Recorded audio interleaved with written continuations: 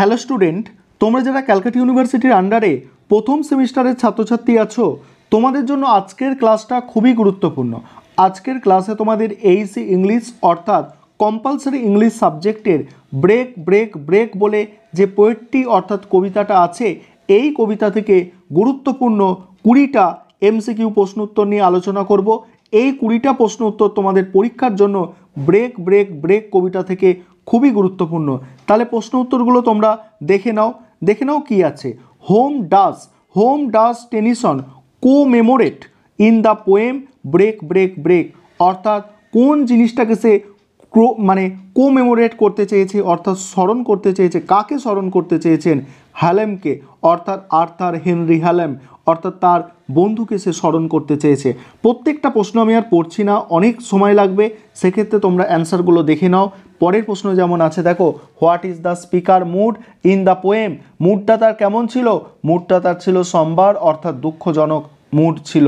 তারপরে প্রশ্ন আছে দেখো, what is the sitting of the poem? What is the sitting of the poem?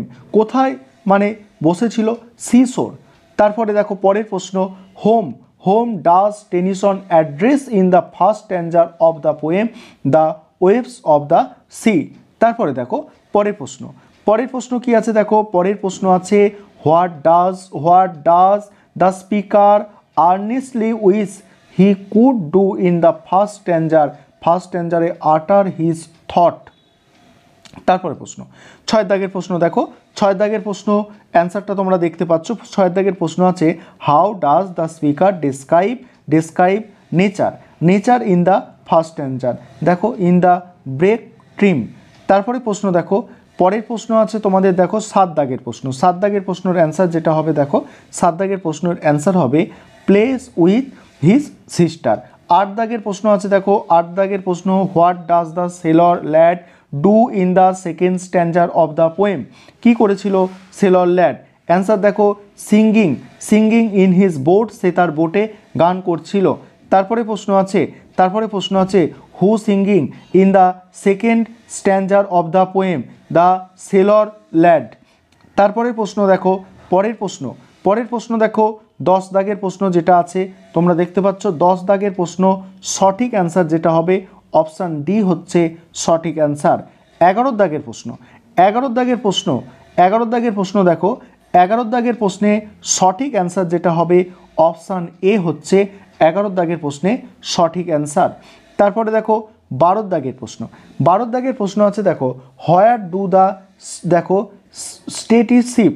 দেখো এখানে যে 12 দাগের প্রশ্ন আছে, 12 দাগের প্রশ্নের অ্যান্সার হচ্ছে হেভেন। প্রত্যেকটা প্রশ্ন পড়ছি না, সময় যাবে। তোমাদের আমি একদম যে 6টা তোমাদের আছে, 3টে কবিতা 3টে গল্প, এই সব কটা থেকে তোমাদের এমসিকিউ আমি আলোচনা করে দেব, যেগুলো পরীক্ষার জন্য খুবই গুরুত্বপূর্ণ।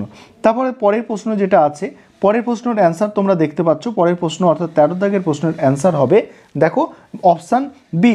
তারপরে দেখো 14 দাগের প্রশ্ন।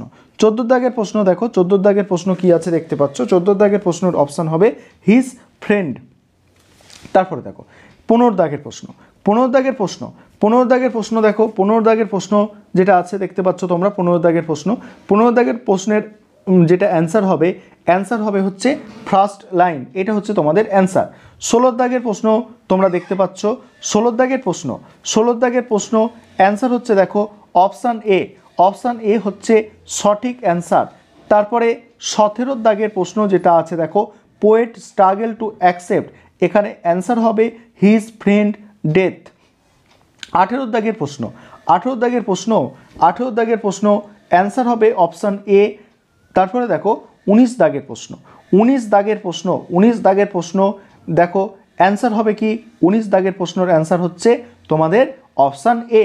তারপর দেখো 20 দাগের প্রশ্ন কি আছে দেখো, 20 দাগের প্রশ্ন তোমরা দেখতে পাচ্ছ। 20 দাগের প্রশ্ন অ্যান্সার হবে দেখো আলফ্রেড লর্ড টেনিসন, অর্থাৎ কে লিখেছে এই ব্রেক ব্রেক ব্রেক কবিতাটা।